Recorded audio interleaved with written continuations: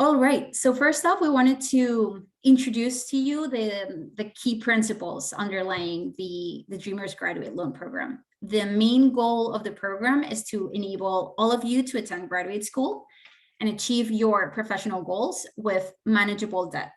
And you may ask how we try to do this. Firstly, we try to support you in obtaining graduate degrees that prepare you for well-paying careers with advancement potential. Secondly, we have identified institutions and graduate degree programs that prepare students for in-demand jobs with starting salaries that are high enough to support the debt burden that students take on board to attend graduate school. And thirdly, our aim is to minimize that debt burden that you take on. So a way to do this is by providing you, the scholars, with loans that have an annual percentage rate, or APR, as you will hear us call it during this presentation, based on the APR of the Federal Grad Plus loan program, which is lower than most private loans. We also want to keep the program as simple as possible for you, given that we know that taking out a student loan can be overwhelming. And we want to make sure all of you understand exactly what the program entails before you take out a loan and what's expected of you if you borrow. And finally, there is the paid forward component of the program. So a portion of students' repayments are actually reinvested on the loan fund to enable us to finance loans for future students. So to summarize, our primary objective is to support all of you to attend graduate school and achieve your professional goals and aspirations, but to do so with manageable debt that won't overburden you in the future. So getting into the actual loan program, there are eligibility requirements for students as well as for degrees and institutions.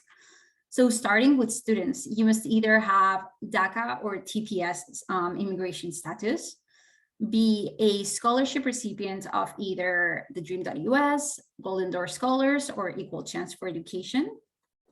You must also be accepted into an eligible graduate degree program. We'll get into this now soon. You must also have a social security number and be a resident of an eligible state. So on that eligible state point, I'm just going to quickly reference the next slide. So state eligibility is based on your state of residence at the time of loan application, not the state of your school. This is important to note. Currently, the states that you see listed inside this box on the left are ineligible. So if you live in any of these locations, you will unfortunately not be able to obtain a loan through this program at this current point of time. And just so you know, this is based on where the loan originator funding you has lending licenses.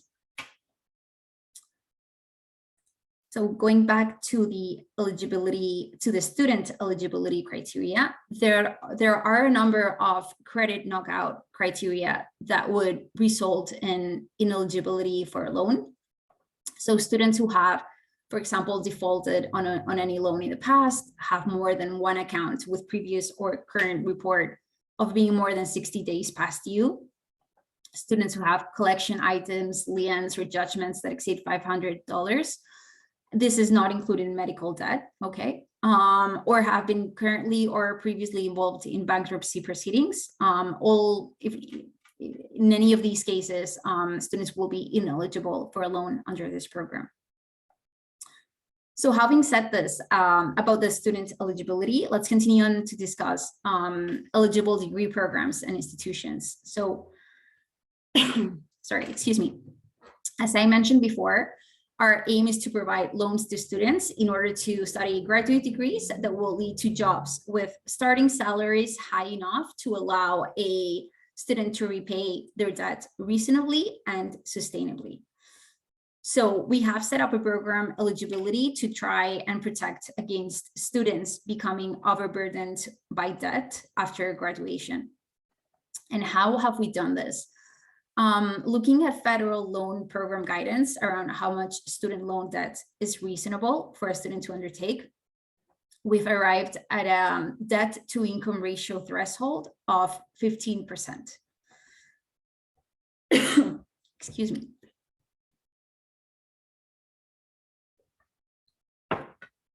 So there's this threshold. What does it mean? This means that if the average annual expected loan repayment for a given degree is less than or equal to 15% of the average expected income someone will earn with that degree, then that program is eligible. I hope this is more or less clear, but if it's not, don't worry. We have a full slide that will focus on this and how to calculate DTI. So we'll go over it again, just to make sure everyone understands it correctly. So based on this criteria, there is a full list of eligible degrees for the loan program, which you can access and look up on the TheDream.Us website. There's a link to all the eligible degree programs. The last piece of eligibility is around institutions. So for this, we use historic cohort default rates to assess whether an institution successfully prepares students for careers in their chosen field. And just so you know, cohort default rates measure the percentage of students that take out loans to finance their education and who have defaulted or otherwise been unable to repay their loans. So we want this to be as low as possible. And in order to be eligible, institutions must have a historic cohort, sorry, a historic cohort default rate less than or equal to 8%. Although partner institutions with cohort default rates between 8 to 12% may be eligible, pending a conversation with the scholarship program and the loan program. Like the list of eligible degrees, you also have the full list of eligible institutions on the DreamUS website. Sorry, I'm going to have to drink some water.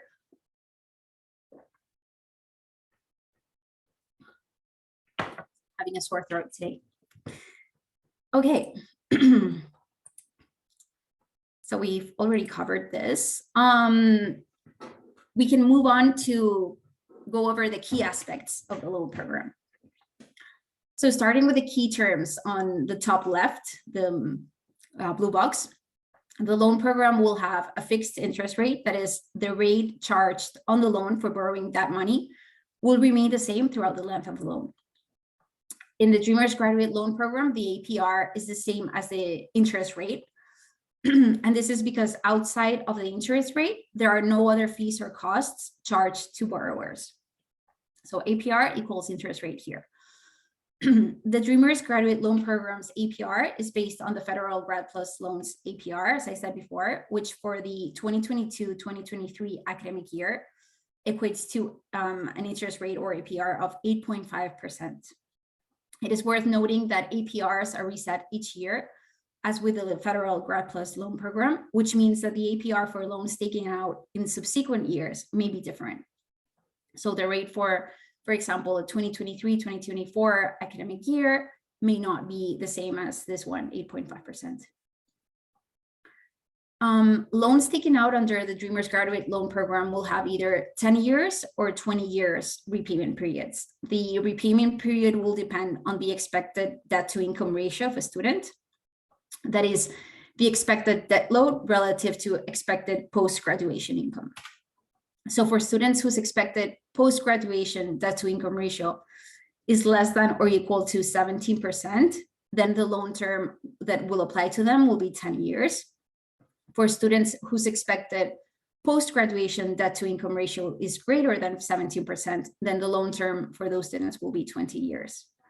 And just so you know, repayment periods begin 6 months after graduation. So you have that grace period of 6 months between graduation and before you have to start repaying.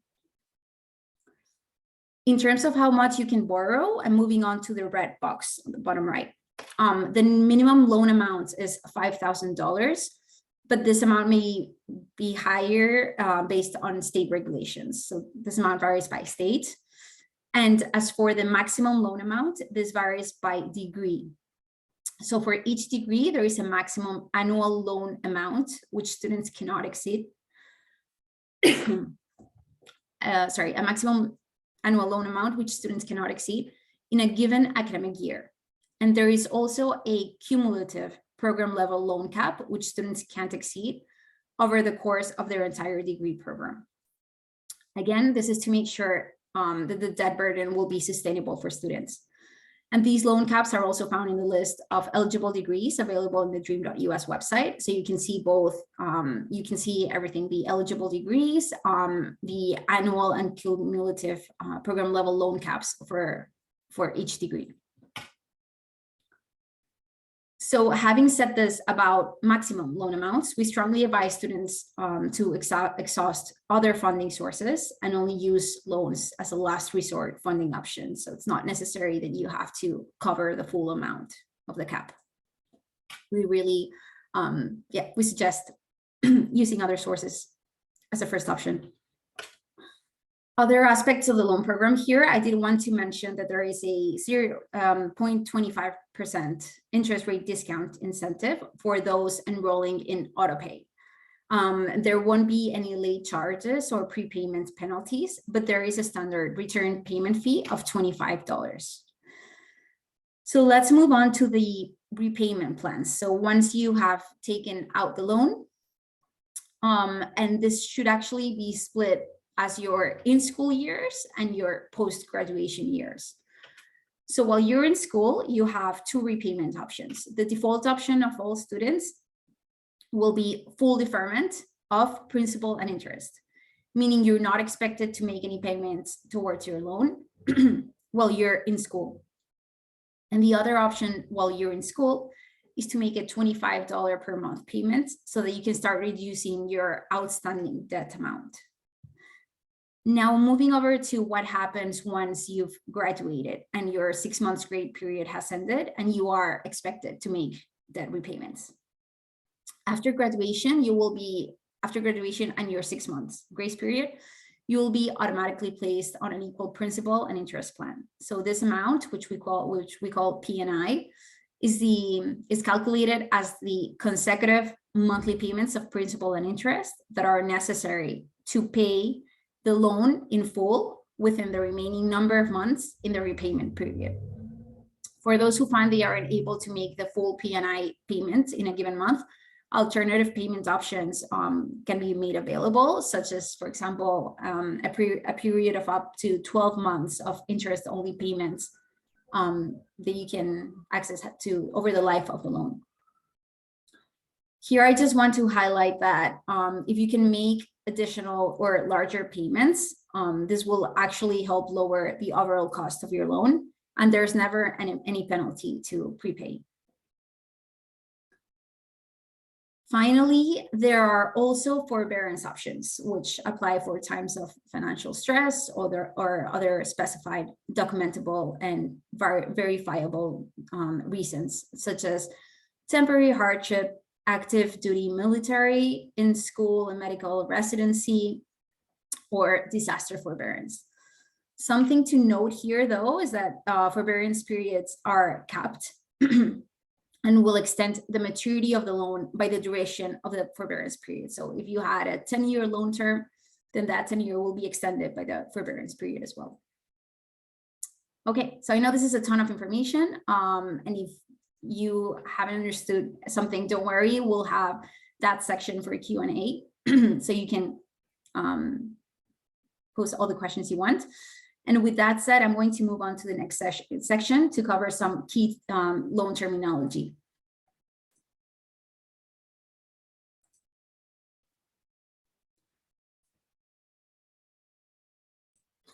So the first key concept we'll define is cost of attendance, which is important to determine how much you will need to borrow.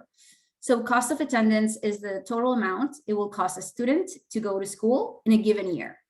So this includes items like tuition and fees, housing and food related expenses, books and supplies, transportation to and from school, and other miscellaneous expenses such as the cost of a personal computer. So the cost of attendance is determined by your institution for your specific degree program, so you have access to that cost of attendance. You can look for it. With that said, there are certain parts of the cost of attendance that are highly variable by individual, such as the costs that fall outside tuition and fees. So in particular, the living expenses portion of your cost of attendance is what you have most control of. So we encourage to try to reduce your discretionary costs as much as possible and only borrow what you absolutely need to borrow, and be sure to maximize all other no-cost funding sources, such as scholarships, school aid, savings, or income.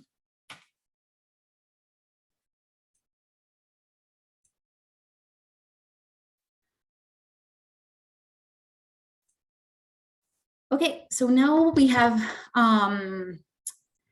we have mentioned debt to income ratio before.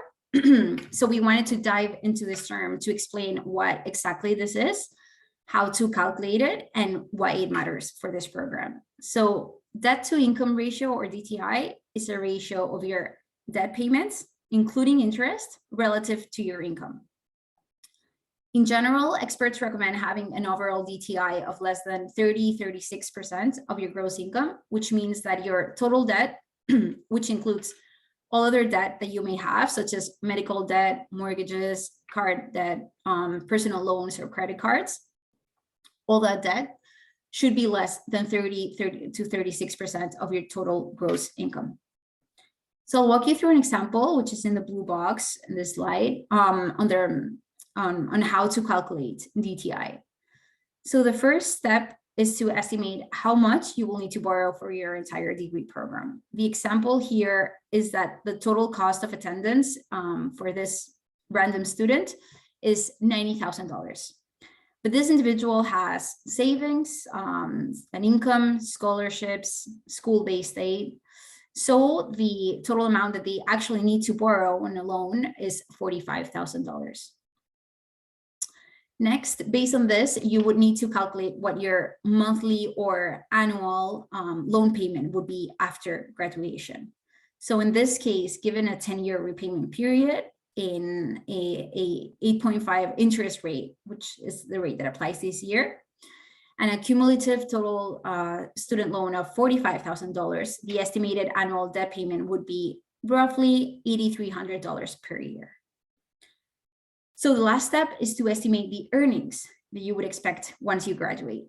So in this example, let's say it's a master's in public health, and with an expected post-graduation earnings of around $55,500 annually.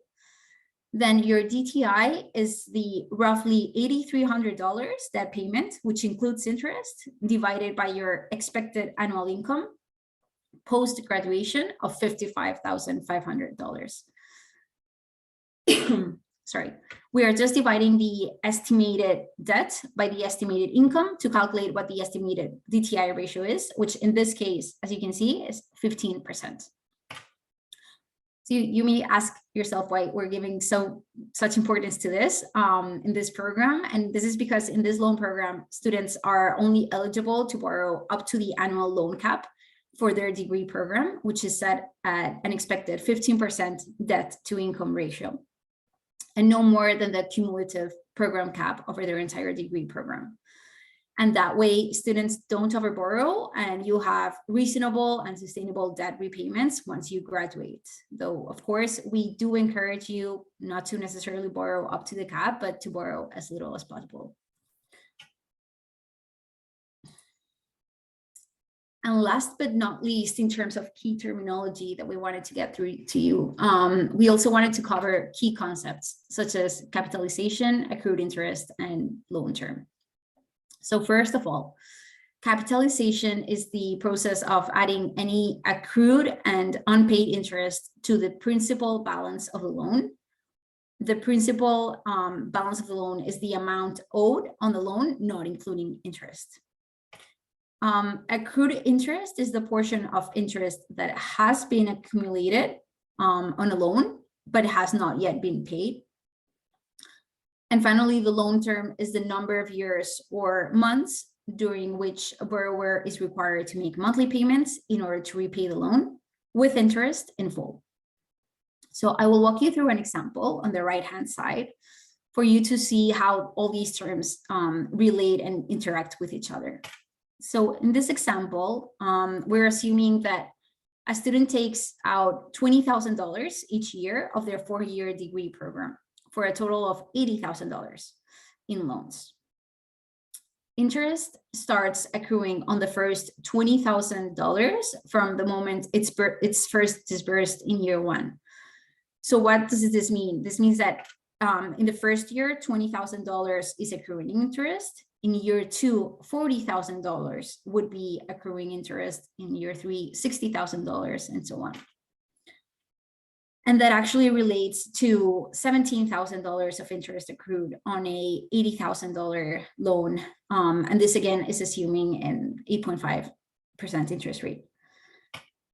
At the end of the in-school period and the grace period, the accrued unpaid interest is added to that original principal of $80,000 to get the capitalized balance, which in this case is the combination of the $80,000 plus the $17,000, which adds up to roughly $97,000, which you can see on the 3rd row in the example. And this is a total balance that will need to be repaid throughout the repayment period, which in the left-hand side, on the left-hand side column is over a 10-year loan term. And on the right-hand side, it's over 20-year loan term. However, one thing to note is that interest will continue to accrue on the outstanding principal during the repayment period, even as you're making monthly payments. So in this example, you can see that the longer the loan term, the lower the monthly payments that you have to make, because it's extended over a longer period of time. So you can see on a 10-year loan term, the monthly payments would be 1,100 more or less, and over a 20-year loan term, the monthly payments would be 777. But it's the first is during 10 years and the latter during 20 years. So longer loan terms often also result in more interest paid over time because it's a longer term and you're accruing interest. So there's actually more that you totally repay. So in the 10-year loan term, in the example, a student is repaying roughly $139,800. Well, if the same student had a 20-year loan term, they would be repaying a total of about $186,500. So again, I'll just reiterate that the less that you need to borrow, the lower your loan on the lower the term that will apply to your loan, and the lower amount you overall will have to pay.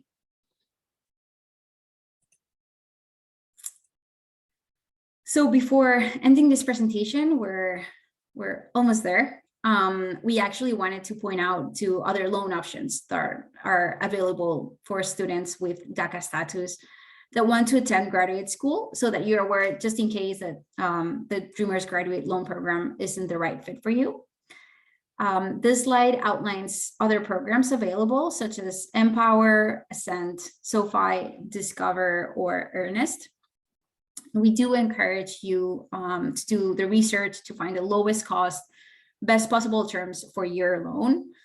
So when you're evaluating this other loan options, be sure to always compare the annual percentage rate. As I said, that's the one that includes costs and fees. And that annual percentage rate, if you compare it across lenders, that's the true cost of borrowing. So the APR is that bottom line number that can easily be compared with rates from other lenders. Also, be sure to understand the terms and conditions of the loans. Different lenders can offer dramatically different options. So it's important to check if, for example, they offer friendly repayment or deferment options. So this takes us to the end of the presentation. Thank you so much for your attention so far.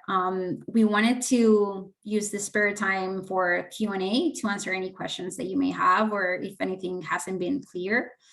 But just before we start asking any questions you may have, we wanted to please ask you to participate in a quick poll that we've prepared. So let me just stop sharing my screen and launch the poll.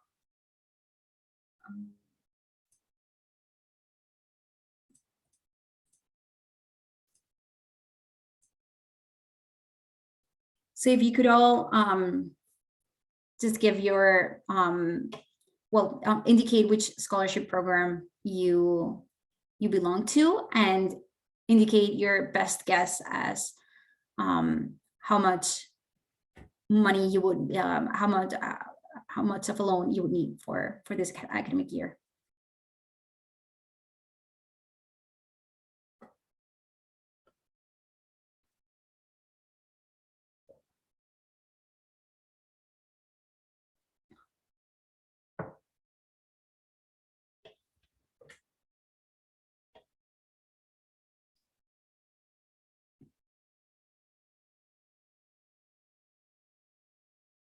And I'll just give one more minute for everyone to participate.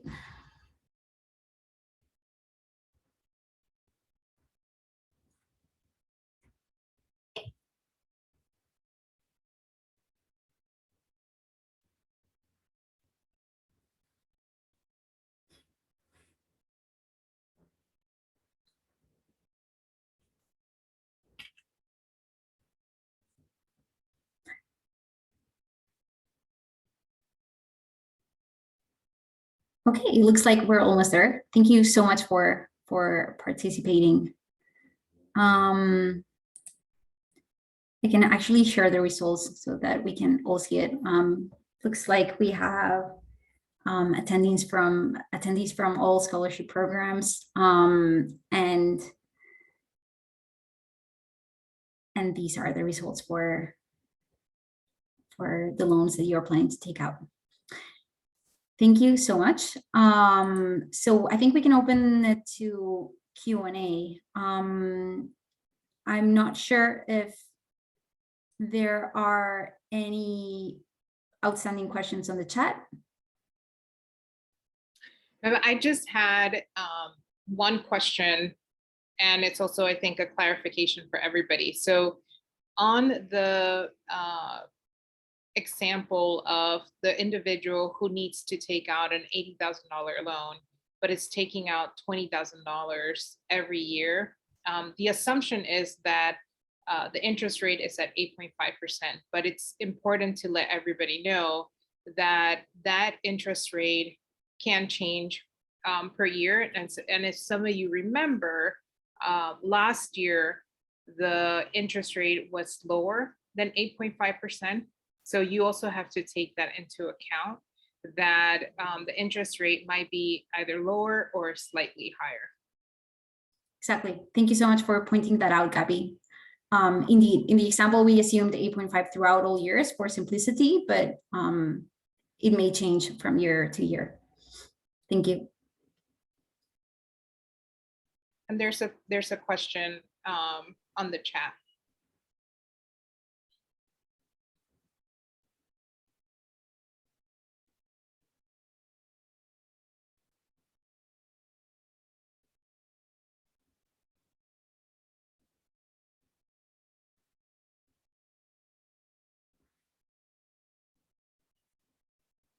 Do you want me to read it out loud? Sorry, I'm just getting there. No worries. Yeah, so practically it says, good afternoon, and thank you for such amazing presentation. So yay, Viva. Let's say I become eligible for a 10-year loan. Will I still need to repay the full estimated repayment amount, even if I pay it off 2 to 3 years earlier than projected? Danielle, do you want to take this question? Sure, I'm happy to. So you would still have to pay the full amount that's required, including interest. However, the amount of interest that you will repay, if it's less than the full 10 years, will be less. So in that sense, the total loan amount you'd be repaying would be less if you pay it off earlier. However, you still have to pay back in full plus interest the total amount that you borrowed. So there is lots of benefits of paying it off earlier, and also making payments even while you are still in school and not waiting until you graduate. Because obviously, if you allow for interest to accrue every year, right, the bigger the balloon, right, the bigger your loan payment is going to be. So yes, it would be much better for anybody to try to pay off these loans sooner than the 10 years or the 20 years. Exactly.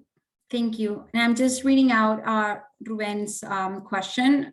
Ruben, you would not be in risk of being accepted into this loan program, but we do encourage to not be overburdened by debt. That's a key principle for us. But up to the loan cap, you would not be at risk.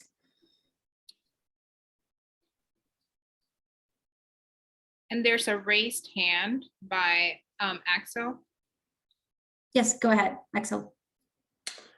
Hi, thank you for the information. I just wanted to do a bit more of a general question because I was seeing at the end of the slides where you had some of the other loan providers, and I wanted to get some context on what some of the need was for starting this program and some of those barriers that you were trying to particularly,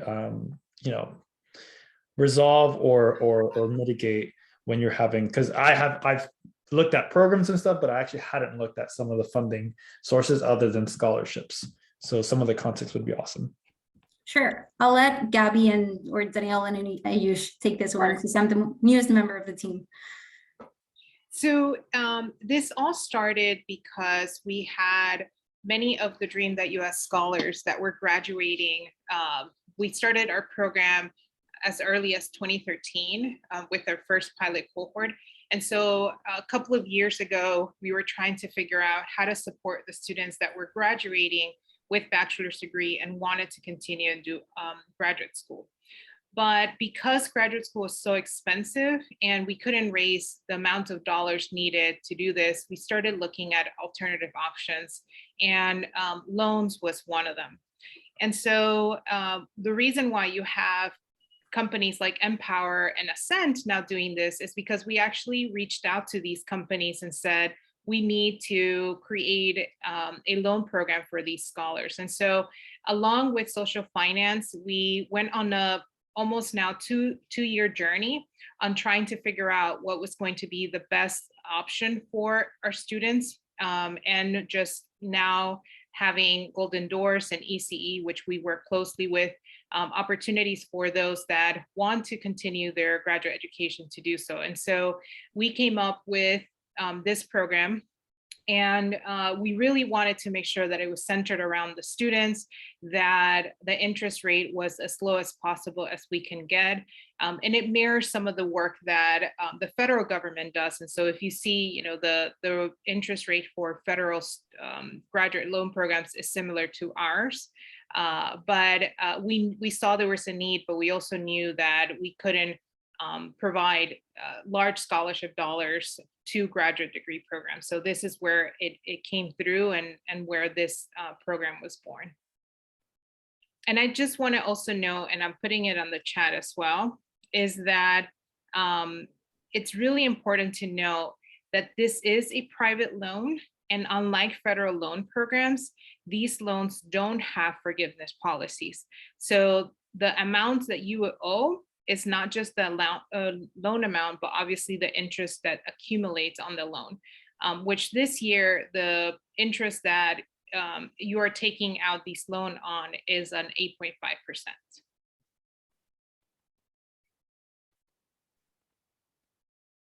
Thank you so much, Gabby. Yeah. I see a raised hand from Yenin. Hi. Hello. Okay, so I have a quick question. So for me, in my case, I didn't know about this program, and I have already started grad school. I have like a semester and a half left. So could I still apply? And if so, would it matter if I don't see my degree listed? I see that you guys are like the only ones that work with Tribeca. But my specific program wasn't on there, so I wasn't sure what that would look like. Thank you. You would still be access to you would still have access to the application. In terms of your degree program, I would recommend you to contact Funding You, which is the loan originator. I think you should have received the link to the application, correct? From the scholarship programs. Okay, cool. So I reached out to them but didn't hear back. But I saw that it did let me go through it. It was just asking for more information. So should I just go ahead and fill that out, or maybe try contacting them again? I would recommend you contacting Funding You Okay. and reach out to them with like the specific questions you may have on the application process. Yeah. And do you know how long the application process is from like start until getting the actual loan approved? The Funding You does need, even though the pre-approval may be faster, they do need to reach out to your school in order to check that loan amount is indeed matches the cost of attendance. That may take a little longer if the school does not reply back, but in general, I'm not sure, Danielle, are you aware of like the average time that they take? There's no necessarily average time. It is heavily dependent on your school, but typically they aim for somewhere within 1 to 4 weeks, depending. But of course, this is all dependent upon your actual institution. Okay. All right. Thank you so much. No problem. Thank you.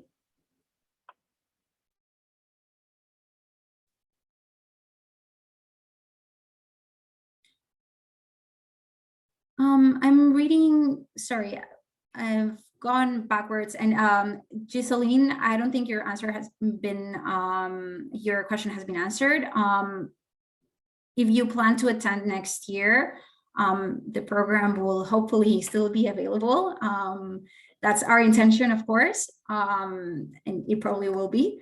So, and their requirements, we don't know they will be exactly the same if you are part of one of the three of these of the three scholarship programs, the DreamUS, Equal Chance for Education, or Golden Doors.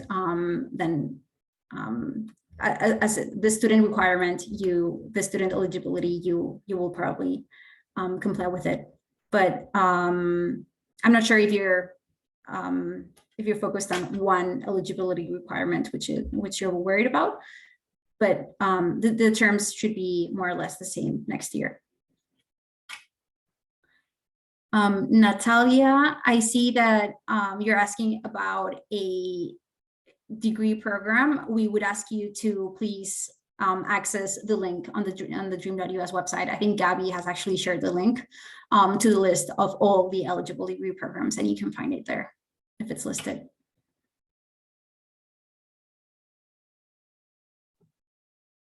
Viv, I think there are a few hands raised. Sorry, didn't see you're that. Okay.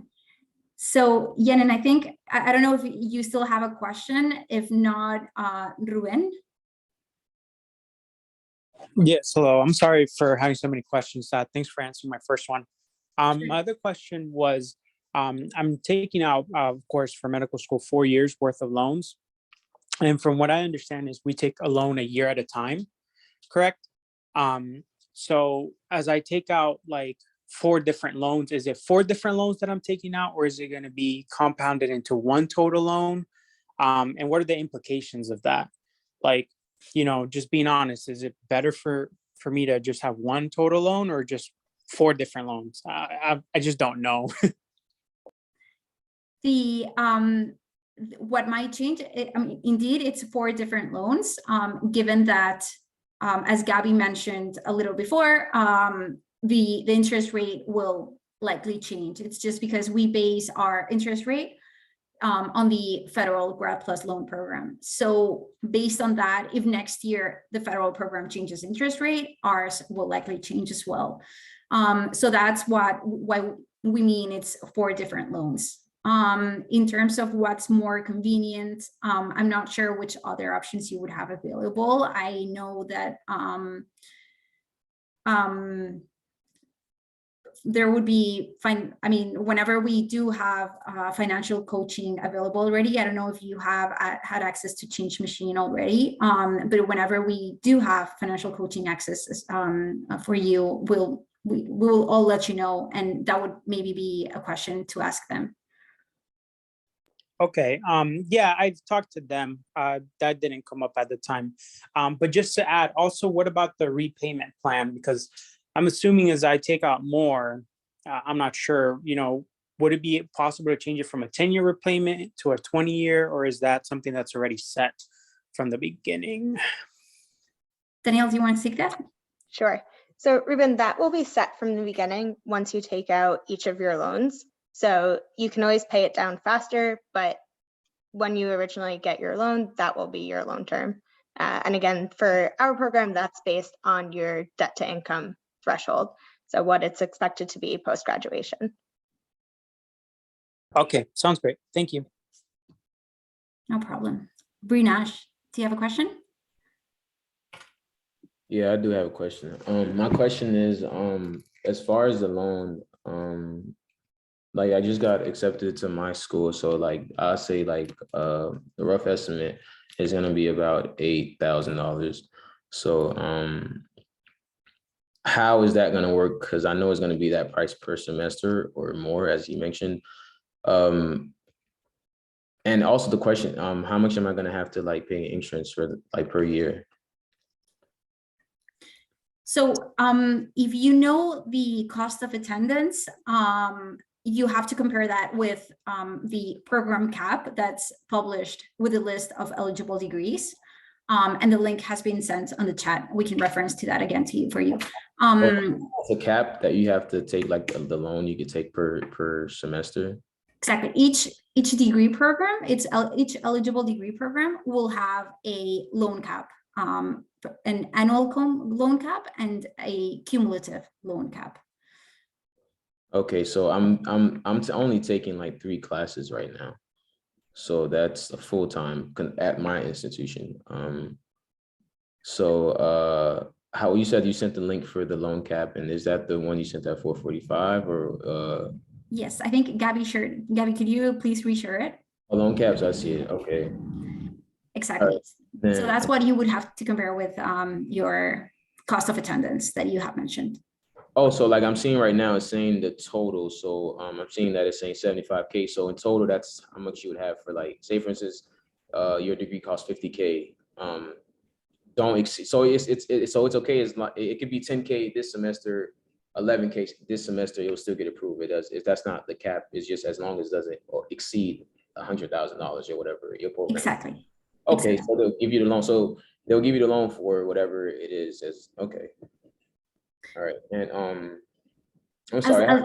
Sorry, as long as also funding you will also reach out to your university to make sure it's not more than what you, the cost of attendance not more than what you have asked for. Okay, that's understandable. And as far as like, what about do you need a co-signer or there are no co-signers required. No, but can you, if you, like, say for instance, what if you don't have credit or anything like that? Well, how is that going to work if you don't have established credit? So we don't ask for a credit score in this program. Okay. You don't have to worry about that, but we do pull out a credit check just to make sure there are some credit criteria that that the student does not comply with. So for example, if you have like accounts pending and other credit criteria that we could share with you on the chat as well. Okay. I can. Okay. Here. So okay. So just listing it again. So any defaults on any past loan, more than one account with previous or current report of being 60 days past due, collection items, liens, judgments over $500, that kind of credit criteria, but we do not ask for a credit score. Okay, and the application is there too. All I got to do is fill it out, and then you guys will talk to my institution and fix that. Just like I was a a participant of the last scholarship with my bachelor's. So I finished my bachelor's. So now I'm on to the graduate program. So it works the same way, basically. We do not, sorry, which scholarship program are you part of?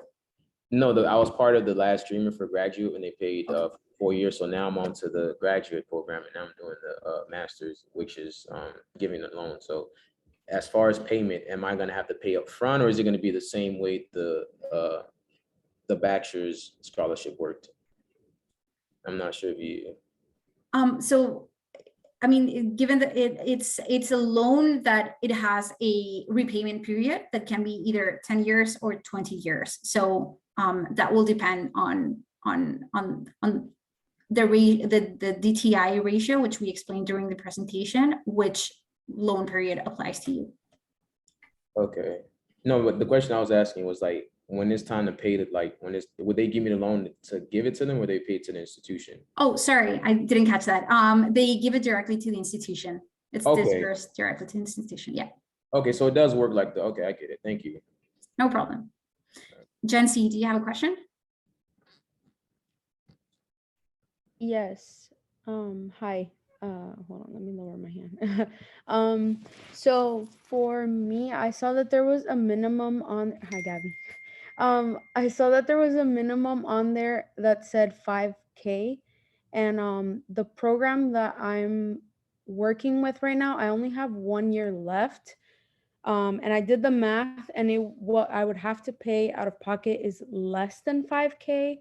So I was wondering if I should just apply now for like the minimum amount of the 5K, and then just whatever was left over from another scholarship and just pay that towards the loan, or can I request less than the 5K for the loan?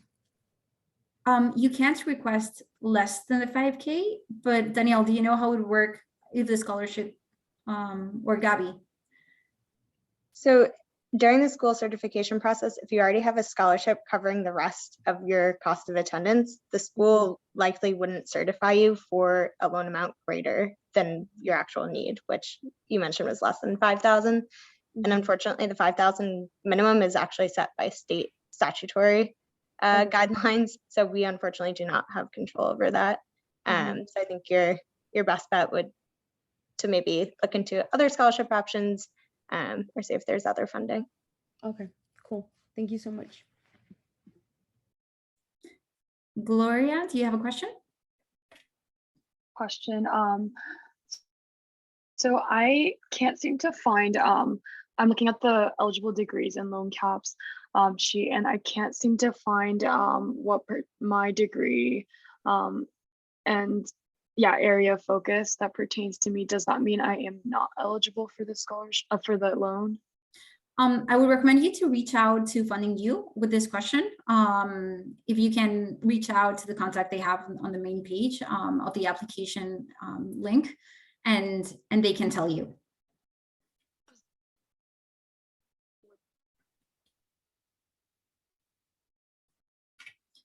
I believe Ruben and Brunash already had their questions, but just in case you still have your hands raised.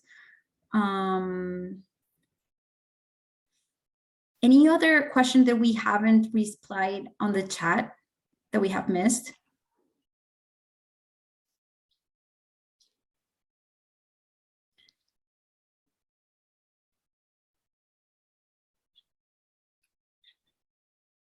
Nothing. I'm just going to give 1 more minute, and I will, just to let you know, we will ask the Dream.Us scholars to please stay on the call for 2 more minutes. Gabby has some announcements to make, but let me just make sure there are no more questions.